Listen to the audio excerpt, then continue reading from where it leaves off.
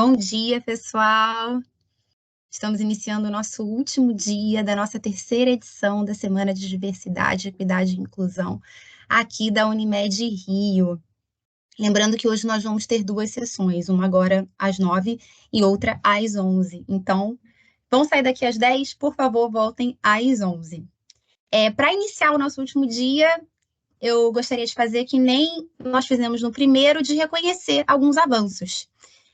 Então, para o ano de 2024, nós vamos fazer o nosso primeiro censo de diversidade na nossa empresa. Né? Um censo de diversidade é uma coleta de dados que identifica características diversas de um grupo, como gênero, etnia, orientação sexual, e por que a gente vai fazer esse censo. Porque com essa ferramenta, com os dados que a gente vai recolher com esse censo, a gente vai entender a composição demográfica da nossa empresa, a gente vai identificar as desigualdades, as lacunas de representatividade, a gente vai embasar políticas e estratégias de promoção de inclusão e equidade, e a gente vai estabelecer métricas para o nosso trabalho e também para a percepção dos resultados do nosso programa Somos. É muito importante ressaltar, e por isso que a gente preferiu falar na Semana da Diversidade, porque sabe que isso tem um alcance para toda a nossa empresa, que o censo é uma ferramenta, é uma pesquisa que garante o anonimato. Então, sintam-se seguros para responder a sua verdade. Não precisa ter medo, tá, pessoal? Então, né, passado esse grande avanço e essa ótima notícia, hoje nós vamos falar sobre estratégias e melhores práticas de diversidade, equidade e inclusão. Para iniciar o nosso papo, hoje eu vou fazer uma coisa diferente. Já vou mostrar o vídeo no início, o que não significa que a gente também não vai ter um vídeo no final e um vídeo emocionante para seguir a tradição. Qual cinza é mais escuro?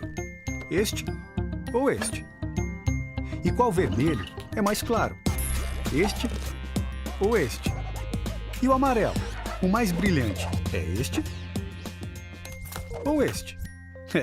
Pode acreditar, são exatamente iguais. Com pessoas também é assim. Cada um é percebido diferente em cada ambiente. Por exemplo, onde todo mundo pensa igual. Ué, cadê ele? Agora olha o que acontece quando todo mundo pensa diferente. Bom, neste caso, o resultado vai ser muito mais rico. Seja diferente, seja você mesmo. PwC, diversidade gerando valor.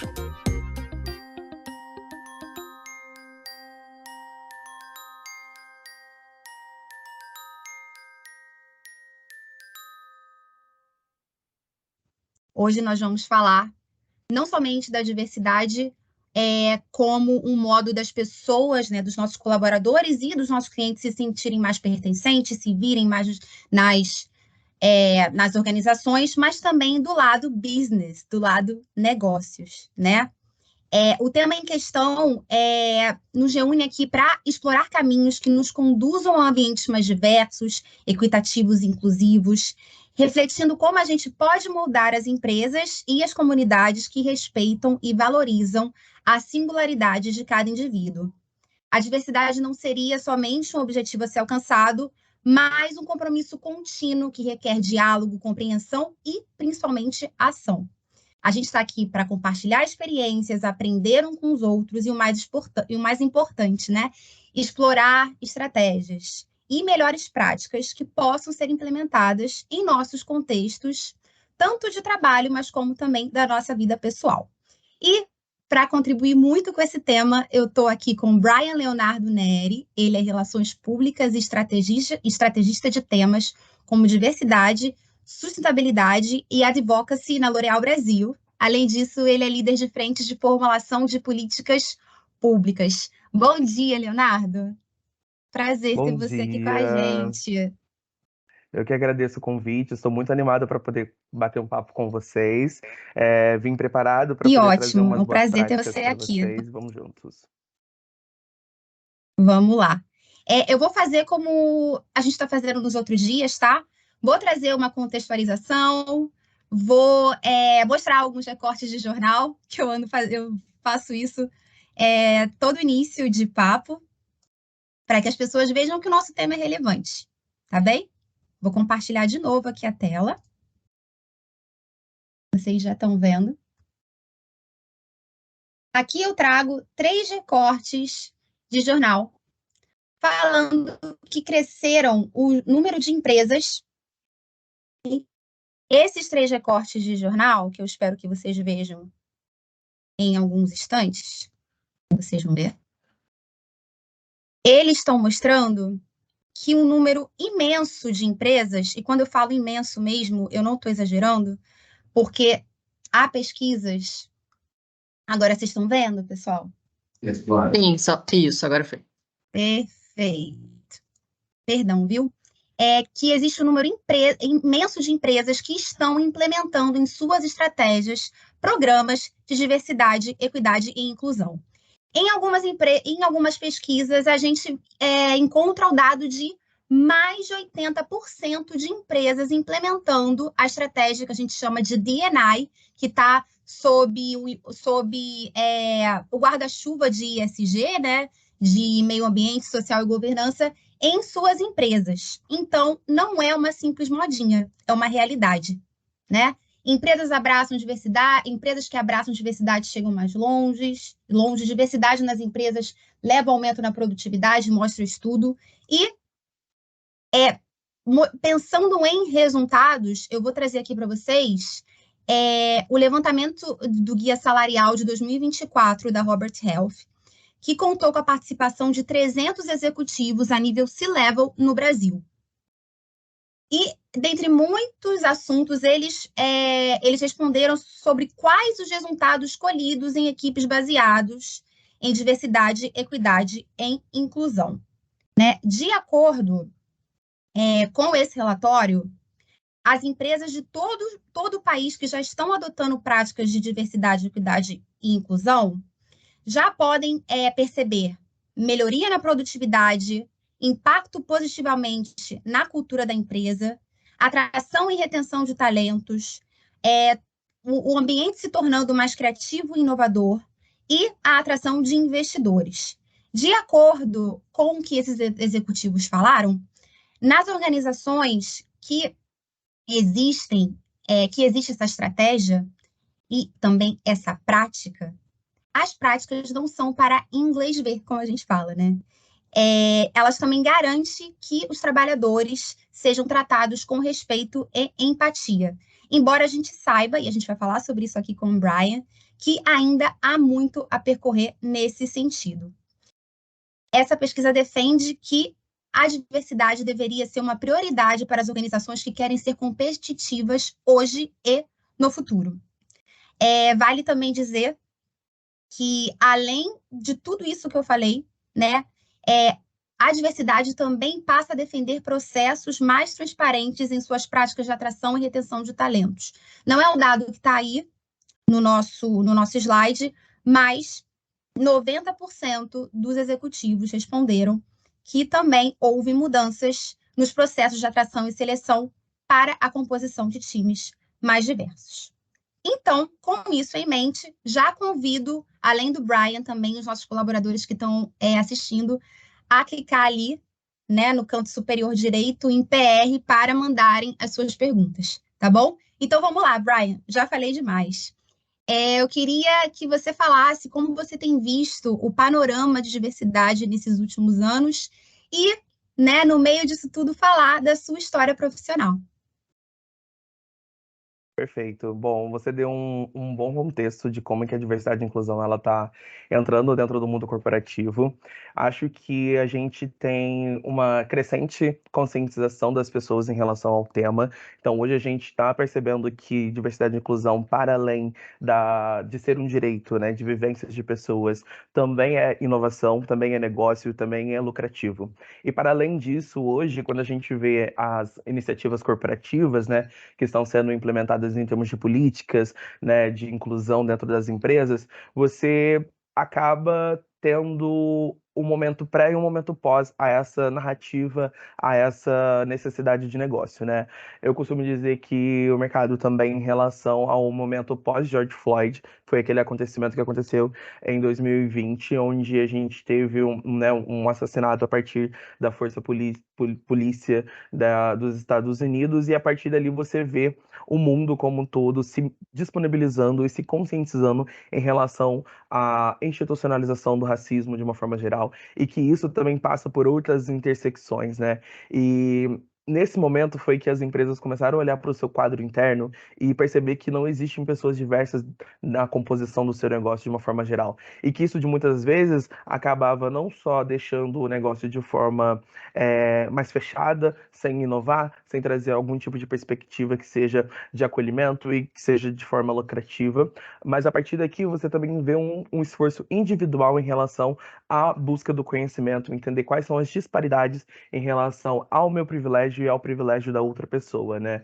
E a partir deste momento em que, a partir do individual, as pessoas começam a se conscientizar, começam a pesquisar e olhar o seu próprio ciclo, isso vem afetando diretamente dentro da sua posição corporativa, né?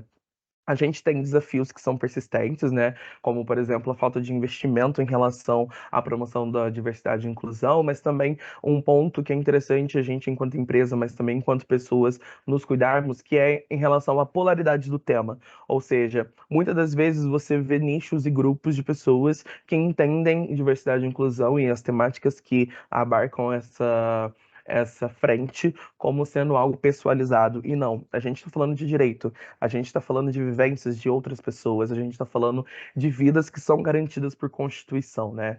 E quando a gente olha para outros desafios também no Brasil, a gente entende que falta muito ainda uma legislação e uma regulamentação sobre as práticas de promoção à diversidade, equidade e inclusão, né? Hoje no Brasil você pode perceber que existem incentivos a você ter um quadro mais diverso, mas legalmente falando, você hoje só consegue ter uma auditoria ou algum tipo de sanção no não cumprimento da meta de inclusão de pessoas com deficiência.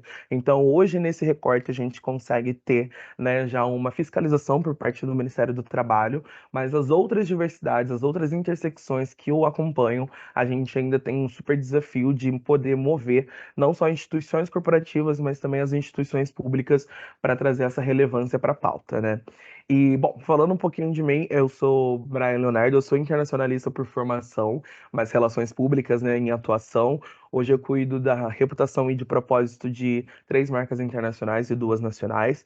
E a minha agenda com diversidade e inclusão, ela se deu desde o momento que eu me entendi como gente, né? Eu sou uma pessoa de diversidade, então muitos desses temas, né, me vieram acarretando ao longo da minha vivência, e eu fui me colocando e me posicionando dentro desse espaço. Não sou do Rio de Janeiro, eu sou de Minas Gerais, então eu venho de uma cidade do interior em que temáticas como essa está chegando agora, em 2023, por lá, tanto na instituição corporativa quanto na instituição pública, mas desde sempre, em termos de movimento social, eu me fiz presente dentro dessa temática e me vi possível em termos de solução para esse problema que a sociedade enfrenta, né? E em 2019 eu institucionalizo esse o meu objetivo de mudar o mundo dentro da empresa onde eu faço parte hoje, que é a L'Oréal Brasil. E junto à estrutura de diversidade e inclusão, hoje a gente atua na promoção do acolhimento e do impacto de pessoas, né, de diversidade interna e externamente, né? Então a gente hoje, eu especificamente lidero a frente LGBTQIAPN+, e toda a promoção de direitos e benefícios, etc., que abarcam essa temática dentro da empresa, né? E além desse escopo profissional, eu acabo atuando também na promoção da educação política através do Politize, que é uma ONG que democratiza o conhecimento político, Isso. e diversidade e inclusão também é sobre isso.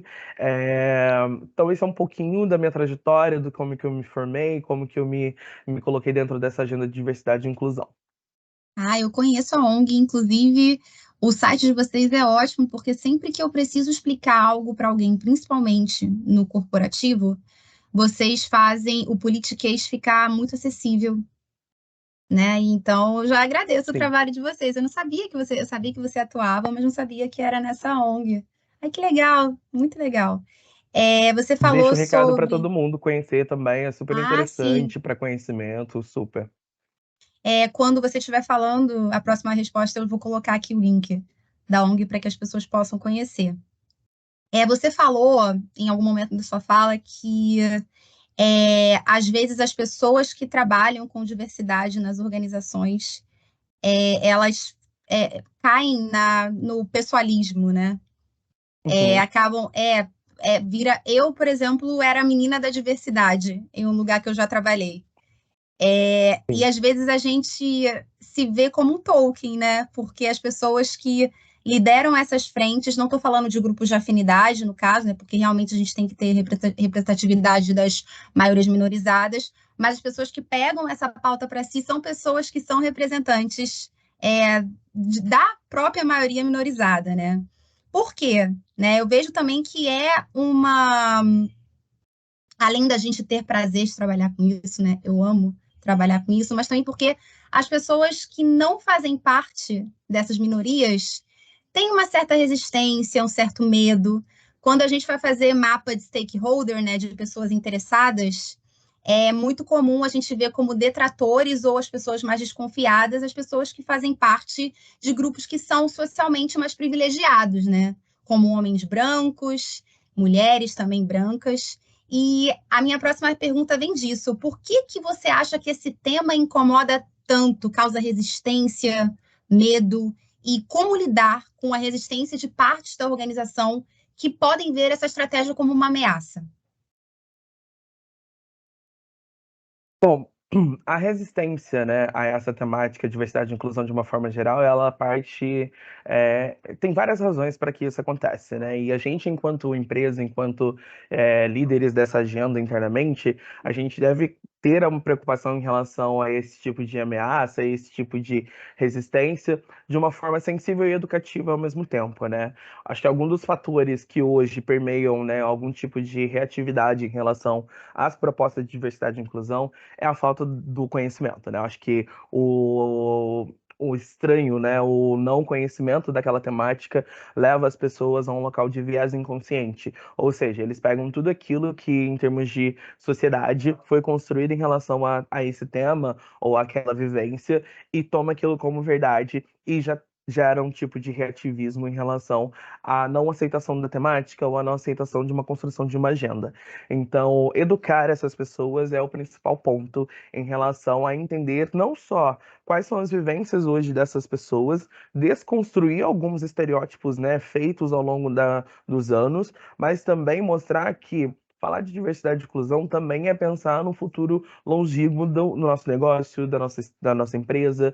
E para além disso, é também um crescimento pessoal para você mesmo, porque a partir da empatia você consegue hoje é, ter uma nova noção de vida e ter uma visão holística do todo, né, da sociedade de uma forma geral e se colocar de forma mais proativa em relação às soluções que você vai propor dentro do seu trabalho, dentro da sua vida pessoal, etc, né? Então, acho que esse medo também da mudança é um dos fatores que acarretam essas pessoas que são um pouco mais reativas à temática, porque quando você fala de diversidade e inclusão, é basicamente você querer mudar a cultura da estrutura onde você faz parte, né? Então, isso pode impactar negativamente algumas pessoas que estão acostumadas mais com um roteiro, com algo mais fechado. Então, até mesmo entender alguns mal entendidos e se dissipar dessa temática, né? Então, a gente, enquanto empresa, enquanto líderes de diversidade e inclusão, precisamos promover um espaço de segurança psicológica para essa pessoa que não é de diversidade. Aí aqui eu queria trazer esse ponto, por quê? Porque eu preciso entender também do outro lado quais são as necessidades, mas também o que que aflige a não aceitação de uma agenda do outro lado, porque eu vou conseguir trazer respostas mais assertivas e práticas para que essa pessoa venha como aliada dessa causa e não se afaste dessa temática. Então, esse é o principal ponto. E aqui, quando eu falo propor esse momento de segurança, a gente se assumir que nós estamos em uma jornada de transformação e de conhecimento, e que estamos propensos a errar, mas que a partir desse momento, se erramos, eu vou levantar a mão, vou me redimir, vou buscar entender melhor para que aquilo não se repita. Então, é nesse espaço, né, que eu trago aqui essa ideia de segurança psicológica, porque é difícil, vamos dizer, não é um tema fácil, são diversas ramificações, são diversas camadas, e que a gente precisa hoje ter essa sensibilidade, tanto do lado das pessoas que são diversas, tanto do outro lado, para que isso não vire silos, né? Que não virem grupos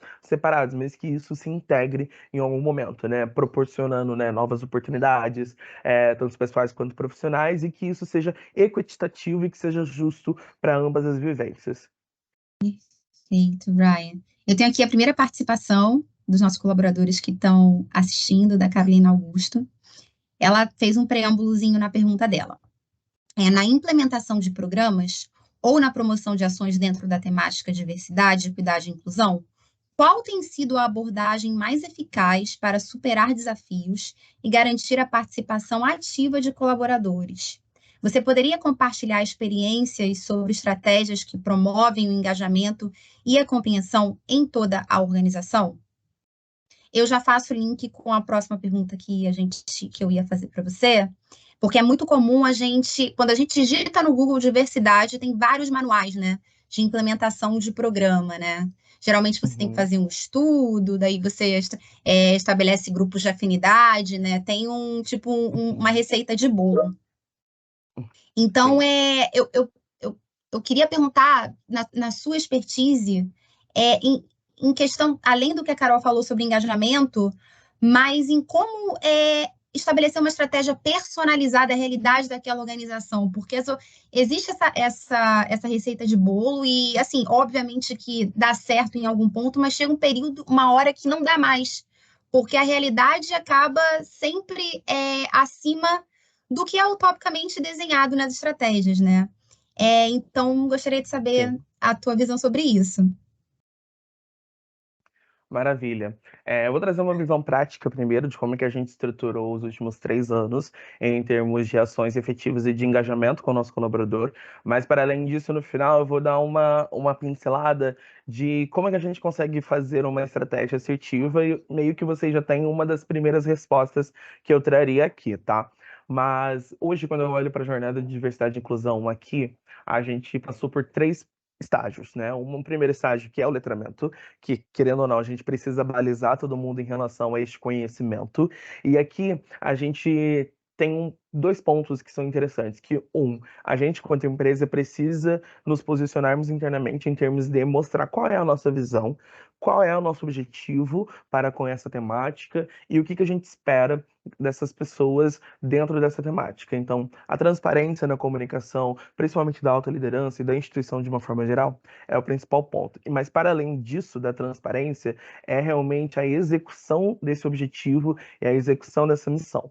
O segundo ponto é realmente ir para os pontos práticos, né? Hoje, na época de letramentos, a gente acabou trazendo bastante figuras do mercado que sejam de conhecimento tanto da pessoa de diversidade quanto pessoas que não são da diversidade, para gerar esse encantamento e esse interesse em relação à temática, e a partir daí você começar a atravessar a pessoa com conhecimento, né? Com conteúdo que realmente faça sentido para a promoção de uma forma beabá para a temática de diversidade e inclusão. Para além disso, a gente também entendeu, você colocou no local de, pô, por onde eu começo, né? A gente às vezes não sabe por onde começar. E aqui a gente fez várias rodas, na verdade, várias rodas de escutativa com diversos públicos diferentes, com um psicólogo, para a gente conseguir gerar alguns tópicos principais em relação à necessidade do conhecimento. E a partir daqui a gente começou a promover não só, né, os workshops, os treinamentos, convidar consultorias para poder trazer para os times, né, fazendo uma visão aplicada sempre à área de atuação. Então, diversidade e inclusão, querendo ou não, assim como sustentabilidade, são temas que é difícil você fazer uma tangibilidade, né? Você trazer para a realidade da pessoa. E aqui o que a gente fez de diferente, que funcionou muito, como a minha área hoje consegue contribuir para essa agenda. Então, a gente começou a fazer ações que sejam dedicadas às áreas de expertise. Então, comunicação, diversidade e inclusão, trazendo mais, né, a materialização do que aquela pessoa poderia estar atuando para aquela temática. E a partir daqui você vai começando a gerar um efeito manada, em que a pessoa naturalmente vai começar a procurar por si próprio conteúdos, né? E hoje, quando a gente olha para as redes, né, de afinidades, etc., eles são esse polo, né, de contato, de acolhimento, mas também de produção de conteúdo muito forte e vivo, que always on, né, de forma, né, perene, sempre, as redes de afinidades vão estar alimentando as pessoas aliadas e pessoas de diversidade em relação às temáticas e o que passa por dentro das vivências que a gente tem hoje, né?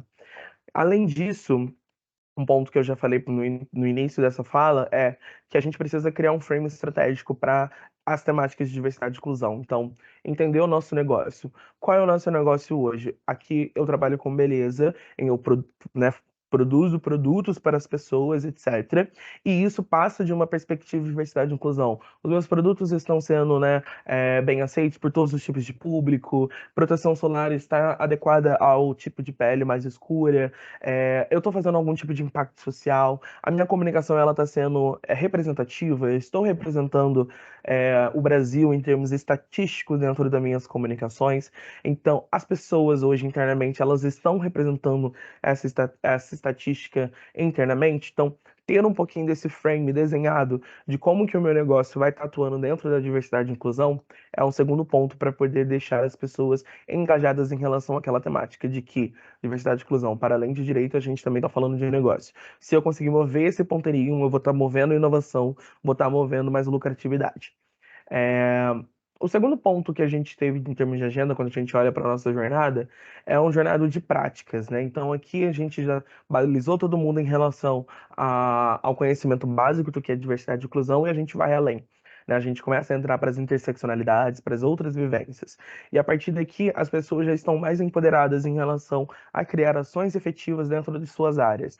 Então aqui eu posso trazer exemplos como conselhos consultivos, que as redes de afinidades atuavam junto às marcas para promoverem campanhas que sejam representativas, né, para verem quaisquer tipos de problemáticas em relação a termos utilizados dentro das comunicações, né, quais são as ferramentas de acessibilidade que a gente pode estar incluindo dentro do nosso negócio para trazer mais consumidores para o nosso universo, né, por exemplo, a extensão da licença parental para a comunidade LGBT de uma forma geral, projetos de empregabilidade, como Diversifica, voltado para pessoas com deficiência, pessoas trans e travestis, pessoas pretas também. Então, são pequenos projetos que dentro das áreas começaram a se surgir porque hoje a gente conseguiu já mover uma agenda de letramento dentro dos próprios times e cada um começou a olhar essa temática como sendo senso de dono para aquele tema, né? E o último, a jornada que a gente está vivendo neste ano, é o momento da celebração e mensuração. A mensuração ela é mega importante para a gente conseguir ver o quão evoluído a gente está em termos de agenda, internamente e externamente, com a nossa marca, com os nossos colaboradores, etc. Então, nesse momento de celebração, a gente não só celebra com os nossos times, seja em happy hour, seja em é, gifts que a gente dá para nossos times, seja patrocinando algum tipo de evento de diversidade e inclusão, né, trazendo algumas iniciativas focadas em pessoas aliadas, mas para além disso, a mensuração como auditorias de mercado. Então, quando eu digo auditorias de mercado, eu digo pesquisas de mercado, né? Então, Fórum LGBTQIAPN+, de empresas em promoção de direitos. Tipo, somos signatários, olhando, né, internamente para a Unimed, somos signatários? Beleza, somos ou não somos? Se não somos, como que eu posso ser signatário dessa agenda, né? Assumir um compromisso público em relação à matemática. Temos o Mover, um movimento pela equidade racial para a formação de lideranças até 2030. Somos signatários desse movimento? Não somos. São movimentos de mercados que nos ajudam a fazer um balizamento aonde eu estou, enquanto Unimed, aonde o mercado está. E o que eu preciso mudar para poder trazer esse balizamento de mercado também. E quando a gente olha, né, para estratégia, né, de assertividade em relação à construção desse projeto, O censo é um dos principais pontos e vocês já estão implementando, então vocês já estão no caminho correto para a gente começar a fazer ações mais assertivas. Mas, para além disso, mapear os nossos processos. Dentro desses processos, a gente tem acessibilidade, a gente tem pessoas que estão cuidando desses processos de forma interseccional. Qual é a nossa cadeia de fornecedores? Essa cadeia de fornecedores, ela é representativa, a gente tem pessoas que são de diversidade e inclusão atuando nessa cadeia de fornecedores. Os nossos benefícios, então os nossos benefícios hoje, ele abarca um tipo X de pessoa, ele abarca também as outras ramificações da diversidade e inclusão, né? E, para além disso, acho que um bom incentivador para o engajamento é a definição de metas e atrelar isso a bônus. Então, quando a gente olha para a estrutura, pô, como que eu incentivo o meu time hoje a conseguir manter todas as metas que a gente hoje vai conseguir propor após o censo? Depois que eu entendi que XY% de pessoas estão dentro de uma diversidade, hoje eu não tenho benefícios para esse tipo de colaborador. Então, o que que eu posso, enquanto empresa, mover essa agenda? Então, é, o censo vai ser literalmente o principal ponto de ação para vocês construírem ações. E ações a longo prazo, tá? Porque a gente fez pela primeira vez esse ano o censo aqui e a gente já está com o projeto desenhado para 2025, assim, para vocês terem um pouco de noção de como que é importante essa mensuração e ouvir anonimamente os nossos colaboradores em termos de satisfação. Então, eu estou me sentindo acolhido, a cultura me abraça, né? Os meus times, eles entendem diversidade e inclusão, o meu time entende vivências de diversidade e inclusão, já sofri algum tipo de discriminação dentro do ambiente de trabalho, já tive discriminação com algum parceiro de negócio. Então, ter um pouquinho dessas noções no censo, para além do número quantitativo de quantas porcentagens de diversidade a gente tem, esses atravessamentos do dia a dia que são interessantes para a gente entender quais são as construções que a gente precisa fazer enquanto empresa de forma assertiva. E, claro, priorizar. Então, a gente entende que alguns corpos, algumas diversidades, elas sofrem atravessamentos de sociedade de uma forma mais enraizada. Então, olhar para esses recortes de forma unificada é interessante para a gente conseguir propor ações que sejam assertivas. Uau! Estou muito feliz de ter escutado isso tudo, porque vai ajudar muito a gente aqui. O nosso programa é muito novo, a gente está caminhando nos nossos letramentos. Estou muito feliz que isso está sendo gravado também, porque eu não estou anotando, porque eu estou te dando atenção, estou prestando atenção no que você está falando, mas depois eu vou assistir e vou fazer minhas anotações. Inclusive, tem pessoas da minha equipe aqui que trabalham comigo, vão me ajudar nisso. Uau! Viu? Você tem total domínio, não foi à toa, foi muito bem recomendado. E, nossa, eu estou muito feliz de ter escutado isso que você falou e saber que nós estamos no caminho certo. Isso foi muito reconfortante. Às vezes, quando a gente trabalha em diversidade, a gente fica bem desanimado, né? Quando alguma coisa dá errado, né? Sim. Então, é bom, reconfortante saber de uma pessoa que tem tanta expertise e trabalha há mais tempo que nós estamos no caminho. Agora, vamos continuar. Vou fazer a pergunta sobre interseccionalidade. Mas antes disso, antes da gente falar sobre interseccionalidade, você já tocou brevemente num assunto nessa sua última resposta. Vou compartilhar nossa tela novamente, para que as pessoas tenham meio que uma visão mais gráfica, né, do que é a interseccionalidade. Tá? Vocês estão vendo aí que eu sei. Então, pessoal, a gente vai falar sobre interseccionalidade. O conceito de interseccionalidade, ele se baseia na premissa de que as pessoas têm identidades múltiplas, né, que são derivadas das relações sociais, das relações históricas e de estruturas de poder, né? Então, vocês podem ver aí que à direita a gente tem, né, diversos círculos que têm essa intersecção. Eu, por exemplo, sou uma mulher, o que já me coloca numa minoria, e eu sou uma mulher negra. Então, eu estou dentro de duas minorias. Então, teoricamente, eu sofro opressão por ser mulher e por ser mulher negra. Então, seria uma dupla opressão que, em momento nenhum, a gente... Existe muita essa discussão, e eu acho que o Brian provavelmente vai falar sobre isso, sobre qual é a pior opressão, e eu acredito que esse não seja o caminho, né? Não tem como a gente mensurar qual é a pior a opressão. E todos os nossos colaboradores, independente de qual organização que a gente esteja falando, são seres múltiplos. Então, muitas vezes, a gente vai ter o colaborador que é mulher negra, vai ter o colaborador que é LGBT, negro, vai ter o colaborador que é LGBT, negro, e que segue uma religião de matriz africana. Nós temos programas de diversidade que tratam da diversidade religiosa. É um sonho meu trabalhar com isso também, mas a gente entende que isso fica mais para frente, quando a gente estiver ainda com uma estrutura mais solidificada, né? Então, eu queria perguntar para o Brian como as estratégias podem ser desenvolvidas levando em consideração a interseccionalidade, reconhecendo essas experiências únicas de indivíduos que pertencem a várias categorias dentro das maiorias minorizadas que geralmente a gente trabalha em programas de diversidade, que são geralmente 5, né? Geracional, LGBTQIAPN+, pessoas com diversidade, mulheres e pessoas negras. Exato. Acho que a gente, enquanto estrutura, né, de diversidade e inclusão, a gente tem que estar sempre olhando para o mercado e para os dados que o mercado oferece para a gente. Porque a partir desse nexo, né, em relação às diversidades, a gente pode conectar algumas estatísticas. Então, hoje a gente sabe que mais de 88% de mulheres elas sofrem assédio, já relataram, né, sofreram algum tipo de assédio, seja nas ruas ou seja em ambientes corporativos.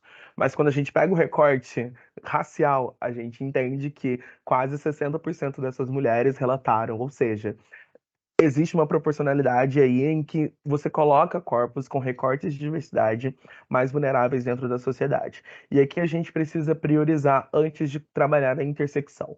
Então, quando a gente olha para as causas de uma forma geral, a gente precisa hoje balizar internamente e entender o que hoje eu, enquanto empresa, não estou entregando em termos de time de pessoas, depois em termos de oferecimento de oportunidades de negócio, ou seja, tipo, a ferramenta de saúde da Unimed hoje, ela está sendo dedicada, está sendo comunicada especificamente para qual tipo de público.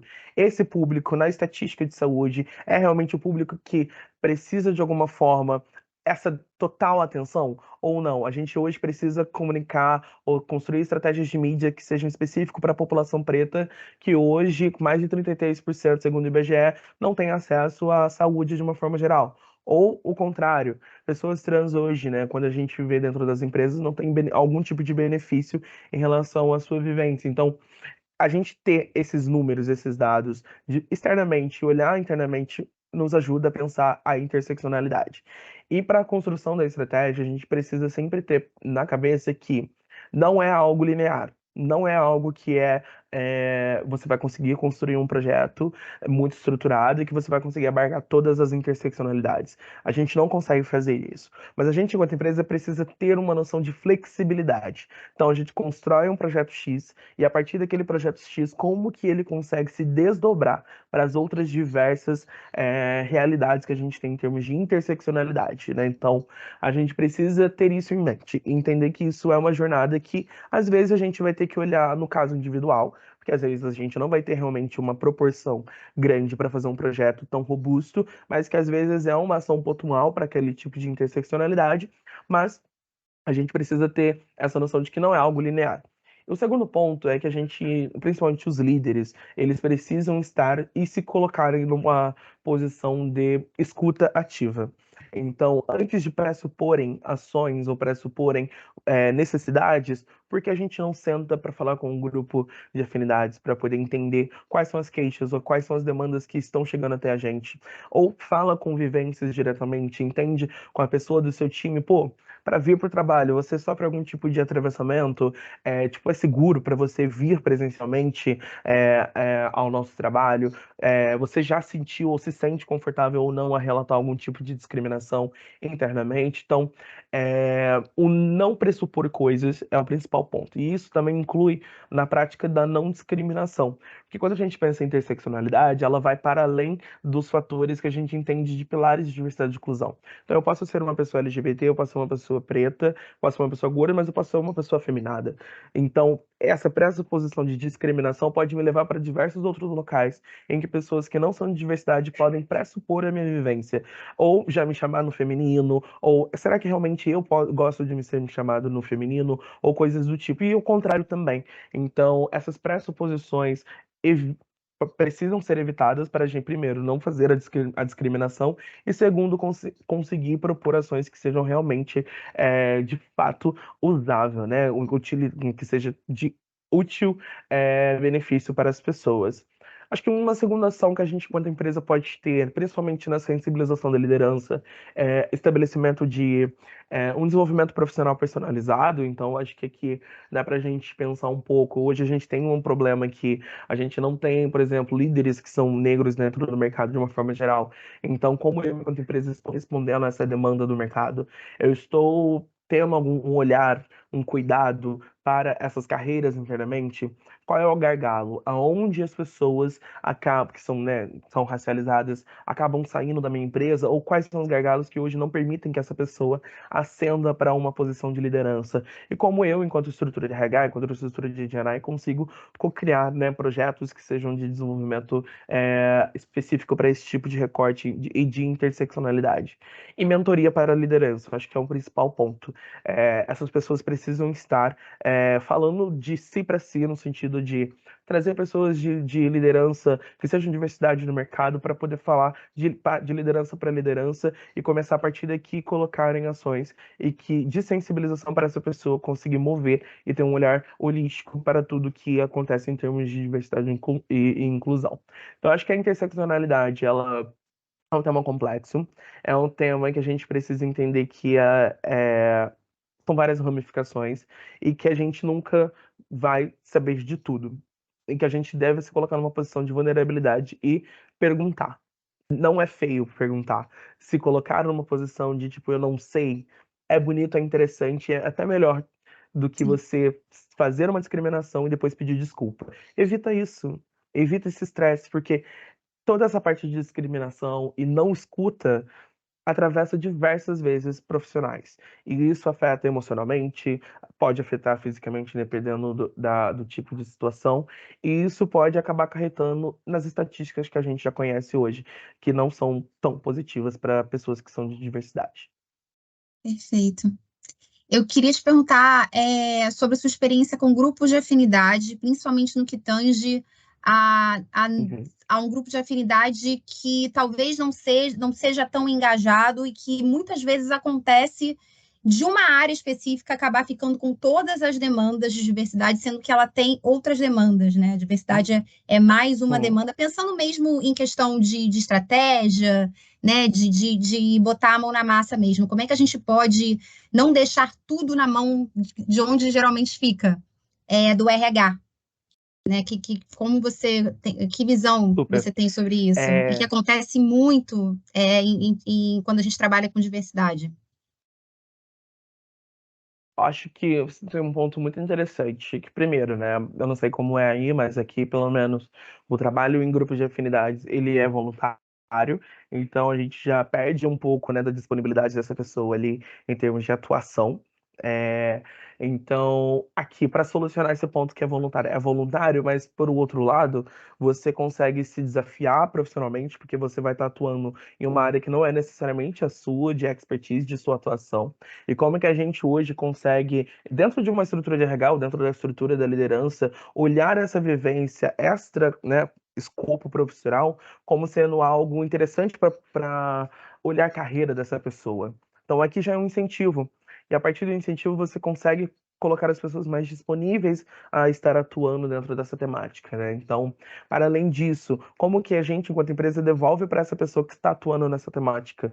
Seja participando em eventos, seja convidando para workshop, seja para algum treinamento, seja um mínimo almoço, celebração daqueles feitos. É interessante porque você mantém a pessoa no fogo, no sentido de estar aquecido em relação àquela agenda. E para além disso, ela ver na prática que o que ela tem atuado, de fato, está tendo algum tipo de mudança, está tendo algum tipo de estruturação na empresa. Acho que muitas das vezes, quando a gente trabalha com diversidade e inclusão, os vários nãos que a gente recebe, e isso acaba pesando muito mais do que os sims que a gente recebe e na implementação. E a não celebração desse sim nos coloca num local de, poxa, parece que eu me dedico tanto, mas não vem. Mas se você parar para olhar, tem alguma coisa saindo que são realmente uma jornada. É aos poucos que você vai construindo e criar esse senso de coletivo. Acho que é o principal ponto. Que entender que quanto mais pessoas estiverem dentro dessa agenda, mais dividido você vai conseguir trazer as tarefas. E você vai conseguir, né, compartilhar com seus colegas essa agenda e não vai ficar pesado para nenhuma das duas pessoas. E no final vocês vão conseguir entregar um projeto super grande, né? Então, acho que esse é o principal ponto aqui, para vocês terem uma noção de como que a gente se estrutura dentro dos grupos. A gente tem uma coliderança, então é uma liderança que, olha, tem esse ponto de contato com a estrutura de diversidade e inclusão, com o C-Level da empresa, tem contato com as marcas, com as diretorias de marca, etc. Temos os coordenadores de pilares, então cada rede tem 4 pilares de atuação. Geralmente eles olham pessoas, segundo, aliados, terceiro, negócio, quarto, comunicação de uma forma geral. Geralmente são esses os pilares dentro dos grupos que a gente tem. E cada pilar tem o seu coordenador, pode até ser 2 coordenadores que atuam, e dentro dos pilares a gente tem pessoas que atuam na construção desse pilar.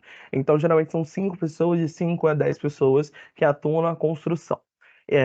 Um ponto que é mega importante e que facilitou muito esse dia a dia é a criação de uma governança. Então, governança dos grupos de afinidades, facilitar as pessoas entenderem qual é o principal objetivo, qual é o meu papel, aonde eu estou inserido, qual o tempo que eu tenho para atuação desse projeto. Então, por semana você vai se dedicar a X horas, ou a cada 15 dias tem reuniões de coliderança, a cada 15 dias tem reunião de pilares, etc. Então, definir uma governança ajudou as pessoas não acharem que era somente uma reunião que você entrava, dava ideias e saía e deixava alguém executar. Não, você gera valor para a participação daquela pessoa e é isso que faz a diferença. Que a partir da governança você consegue depois olhar para a estrutura de RH e falar, poxa, essa pessoa se dedica a uma agenda de diversidade e inclusão, posso estar olhando com carinho para a sua atuação e ver o que que aquilo de participação tem desenvolvido nela. Quais são os soft skills que ela tem conseguido abarcar a partir dessa vivência. Então, acho que a principal dica que eu daria é governança e depois algum tipo de incentivo para a participação dessa temática. Que não é um Perfeito. favor, né? Eu acho que esse é o principal ponto, a gente entender que não é um favor, porque no final a gente vai estar lucrando, a empresa vai estar lucrando, né? Os líderes vão estar ganhando bônus, etc. Então, é entender que isso é um ecossistema e que precisa ser uma via de mão dupla. Perfeito. Sobre a tua experiência também, sobre com métricas. O que você teria a dizer sobre Uhum. métricas? Você já falou que é muito difícil a gente estabelecer métricas de diversidade, sustentabilidade. Queria que você falasse sobre os desafios em relação a isso. Acho que o principal desafio. Voltei? Conseguiu me ver? Voltou, aqui teve um delay, mas tranquilo, vamos continuar. Ah, maravilha. Bom, acho que o principal desafio em termos de mensuração é a não ferramentas. Então, a gente às vezes não tem ferramentas para nos ajudar a conseguir construir uma visão comparativa, uma visão analítica em relação àquela temática, etc. Mas acho que um ponto prático, tá, que tem ajudado a gente a partir do momento que eu estruturei, como eu falei no início, um frame estratégico de diversidade e inclusão, a partir daqui eu consigo mensurar quais são as ações. Então, eu tenho o frame estratégico. Hoje, eu, enquanto Unimed, vou atuar em 4 pilares. Esses 4 pilares são impacto social, comunicação, pessoas e esqueci um quarto, mas tipo, quais são os pilares que vocês hoje vão estar atuando? A partir disso, quais áreas poderiam atuar, poderiam ser donos desse pilar? Pronto, conseguimos colocar essas pessoas dentro dessa estratégia. A partir daqui, quais são os grandes projetos que a gente vai trabalhar, seja na área específica ou seja a nível corporativo, a nível, né, grupo, a nível empresa, Unimed de uma forma geral. A- Temos definidos essas ações. A partir daqui como eu mensuro? Então, em termos de comunicação, vamos lá. Em termos de comunicação, eu posso trabalhar as leads, eu posso trabalhar a porcentagem de pessoas hoje de diversidade e inclusão que entram dentro do meu site e consomem o meu conteúdo.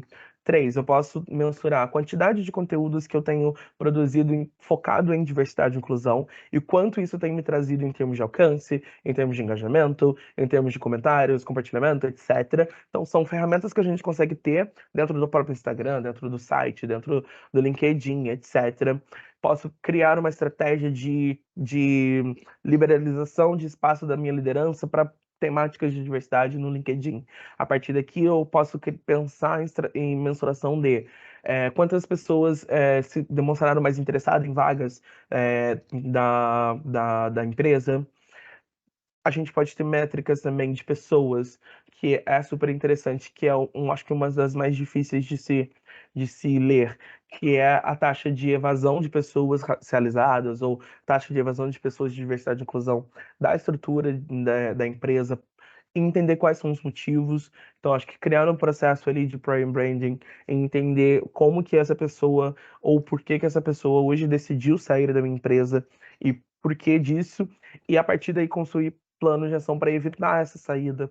Então, essa taxa de evasão é um ponto mega interessante para a construção de métricas. Sentimento de cultura. Então, aqui, a partir do momento, né, o censo já é uma forma de mensuração. Então, qual é a periodicidade que eu vou fazer esse censo? É a cada 1 ano? É a cada 2 anos?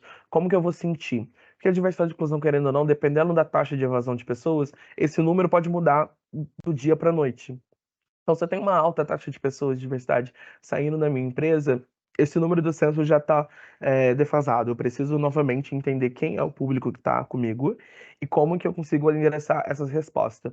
E aqui o desafio é como evitar que essas pessoas saiam e sintam vontade de querer estar aqui, né? Então, em termos de impacto social, mensurações que são interessantes. Criei um projeto social dedicado para o meu negócio. Então, dentro da Unimed, é um programa de saúde, né, uma empresa de saúde. Então, hoje, qual é a porcentagem de pessoas que são racializadas e têm acesso ao plano de saúde Unimed?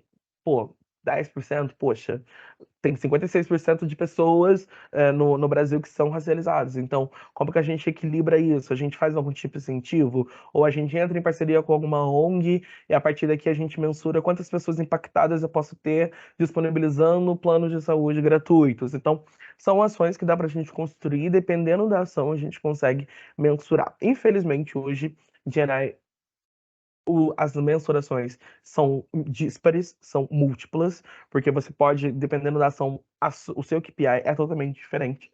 Mas se fosse para balizar 3 principais mensurações para sucesso do seu negócio em termos de diversidade e inclusão, primeiro, para mim, qual é o seu target de consumo? Então, o seu consumidor hoje, estamos aonde?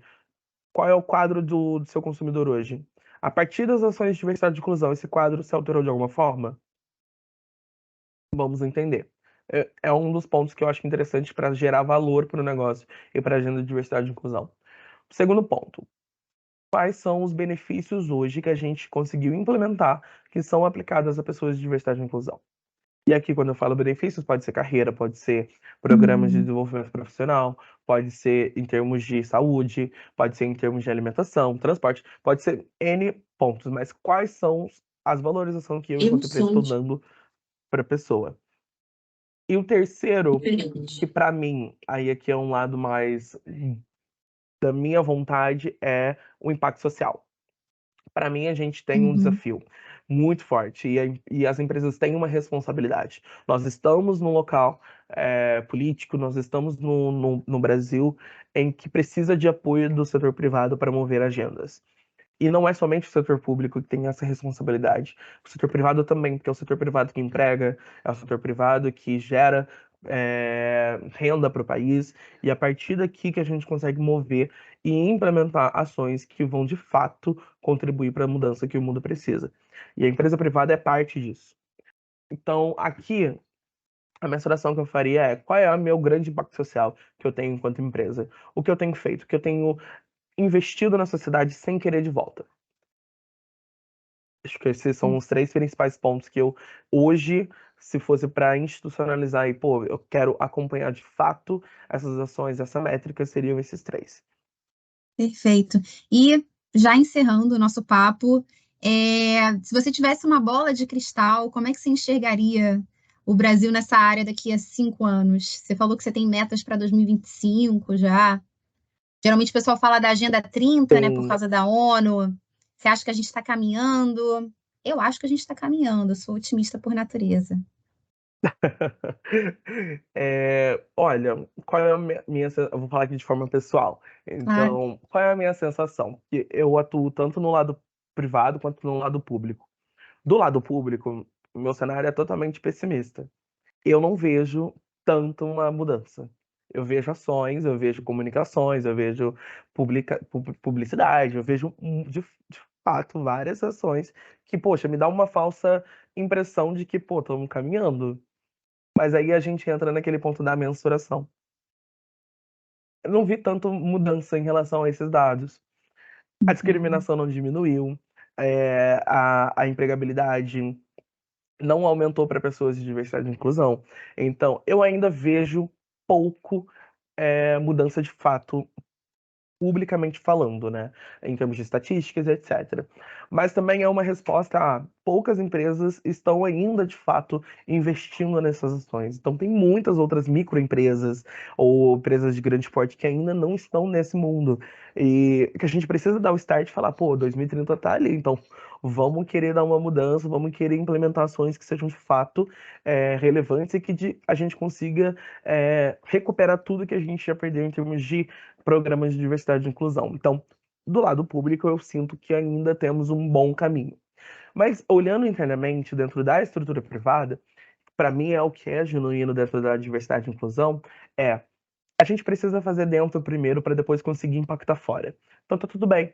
Se internamente eu estou começando a minha ação agora em 2023, tá tudo bem. É o seu momento, é o seu time de resposta e tá tudo certo. A partir do momento que você consegue mover essa agenda e o pessoal tá engajado em relação disso, olha para fora, olha para fora. Então, resolvi internamente esse problema, como que eu consigo resolver esse problema externamente? Então, eu vejo um cenário mega positivo de ver que estamos caminhando, estamos indo, mas para mim, de fato, se eu tivesse uma bola de cristal, o cenário ideal seria uma sociedade em que eu veria não somente representações políticas racializadas ou de diversidade e inclusão, mas para além disso, eu veria nos fóruns aonde atuo hoje, em que a maioria é branca, pessoas mais diversas dentro desses espaços, construindo e ações. E para além disso, não mais falando de diversidade e inclusão, porque para mim tem que ser Sim, inerente, tem que ser sim, uma prática, é mandatório, é tipo, é sua ferramenta de trabalho. Eu não quero sim. ficar falando sobre isso, sabe? Então, eu quero que isso seja natural, que as pessoas por si Exato. próprio tenham essa consciência e movam essa agenda sem precisar incentivar. Porque o negócio a gente move porque é o nosso dia a dia. Eu quero que a diversidade seja assim. No mundo ideal, a gente não precisaria de um programa de diversidade. Nenhuma empresa Exato, precisaria, né? A gente exato, já, né, faria isso naturalmente. Uma pena, né? Mas caminhamos, caminhamos e a gente tem exato, que acreditar. Pelo menos aqui dentro das organizações, a gente precisa acreditar no nosso trabalho, que é um trabalho que é movido muito por propósito, né? Não, não exato, exatamente por só questões econômicas ou eu preciso trabalhar para sobreviver. Seria sim, extremamente angustiante para mim se eu não acreditasse no que eu estou fazendo. Se eu estaria aqui exato, sendo uma grande mentirosa, aqui, né, conduzindo essa semana, se eu não tivesse esperança, se eu não acreditasse. E você também aí na sua empresa, né? A gente exato. precisa, a gente precisa acreditar. Então, pessoal, a gente vai se encaminhando ao final da nossa roda. Foi maravilhoso, Brian. Estou tão feliz de ter compartilhado com você, de ter te escutado. Vou rever, a gente vai colocar no Dom, tá, pessoal? Vou rever esse papo com o meu caderninho, minha caneta. E já vou querer implementar várias coisas. A minha coordenadora tá aí, Júlia. Vamos lá, vamos tentar implementar algumas coisas já agora em 2024. Eu adorei principalmente essa ideia que você falou agora de celebrar as conquistas. Já convido quem está assistindo do grupo do nosso comitê de diversidade. Vamos fazer uma confraternização no fim do ano. Quero conhecer todos pessoalmente, porque a gente tem o que celebrar agora nesse fim de ano. Nós temos a nossa mentoria de pessoas pretas e indígenas. Dei um spoiler, a gente só ia falar isso na próxima sessão. Temos o nosso censo, temos o auxílio creche como auxílio babá, Então, a gente conseguiu várias coisas agora nesse finzinho de ano que parece pequeno, mas é grande, gente, né? A gente tem vitórias. Vamos celebrar também as nossas conquistas. E gostaria de deixar um desafio para quem está escutando a gente. Eu proponho que cada um de nós escolha uma ação concreta que possa implementar em seu ambiente de influência nos próximos dias, nas próximas semanas. Seja iniciar uma conversa difícil, propor uma prática mais inclusiva em suas equipes, ou, se não der, simplesmente praticar a empatia diária, né? Cada passo é crucial. Acho que vale lembrar que agir individualmente, que quando a gente age individualmente, a gente pode sim criar ondas coletivas de mudança. Brian, se você quiser falar alguma coisa agora no final, estamos a ouvidos. Eu queria primeiro parabenizar vocês, né, por estarem fazendo essa mudança, estarem construindo esse futuro e que desejo muito sucesso para todas as práticas que vocês forem construir. Contem comigo também para esse momento. A gente precisa se apoiar desses contatos externos também para a gente conseguir ter ideias, conseguirem ter uma visão de mercado para poder dar robustez para nossas ações e é isso, é uma jornada. Então, quando a gente olha para a jornada, é uma jornada que ela não é linear, ela pode ter altos e baixos, e a gente precisa estar preparado para isso. Então, recomendo muita inteligência emocional para a gente, enquanto profissionais, mas também para as pessoas que estão hoje conhecendo esse novo momento, essa nova cultura, essa nova vivência, e sejam empáticos. Acho que esse é o principal ponto, e conheçam, vivam a diversidade de uma forma geral. Obrigada, Brian. Pessoal, a gente vai encerrar a nossa transmissão agora, mas às 11 a gente volta com a nossa conversa focada no eixo raça e etnias, tá? Vamos falar sobre os desafios no mercado de trabalho para pessoas pretas, microagressões e saúde mental. Vamos ter a presença de uma psicóloga negra, né? Isso é muito importante, que tem expertise nessa área de estudo. Tá bom, pessoal? A gente se vê às 11 ainda. Brian, muito obrigada. Tá? A gente vai terminar a transmissão agora, vai cortar abruptamente, a gente não está sendo mal educado, mas é que corta mesmo. Tá bom? Brian, só te agradecer aí em nome da nossa gerente corporativa, Alessandra, ela não pôde participar, mas pediu para te agradecer imensamente aí a participação, que foi muito bacana, tá? Obrigadão. Muito obrigado. Muito obrigado, gente. Muito feliz. A gente também. Um beijo. Até daqui a Beijo. pouco, hein, pessoal? Até às 11. Beijo. Tchau, tchau.